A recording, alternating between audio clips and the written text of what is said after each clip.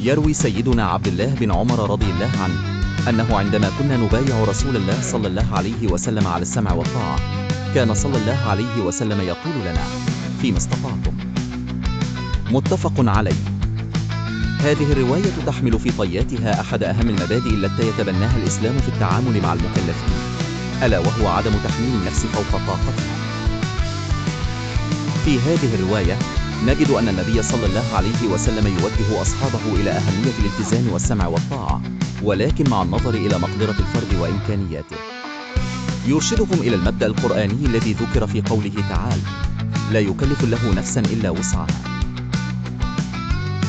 منذ أن بدأ النبي صلى الله عليه وسلم دعوته، كان معروفا بحرصه واهتمامه بألا يشق على صحابته وألا يثقل عليهم عبء الدين، حتى يتمكن كل فرد أن يؤدي ما عليه بحسب قدرته وظروفه. إن هذا المبدأ لا يقتصر على العبادات فقط، بل يمتد ليشمل كافة جوانب الحياة. فمثلا في العمل والمعاملات وفي العلاقات الاجتماعية، من المستحب أن يحافظ المرء على قدراته وألا يرهق نفسه في تحقيق أهداف غير واقعية أو في اتباع مسارات تفوق إمكانياته. القصة تعلمنا درسا في واقعية التعامل وأهمية الاعتراف بالقدرات الفردية واحترامها، فهي تدعو إلى التوازن بين الواجبات والمقدرة وبين الالتزام والإمكانية، مما يضمن للإنسان حياة متوازنة وناجحة من دون أن يشعر بالعبء الكبير أو الفشل.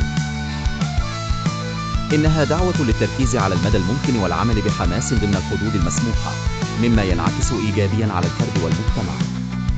فالأهداف يجب أن تكون قابلة للتحقيق وفقا للقدرة الفردية، مما يجعل الحياة أكثر سلاسة وأقل تعقيدا.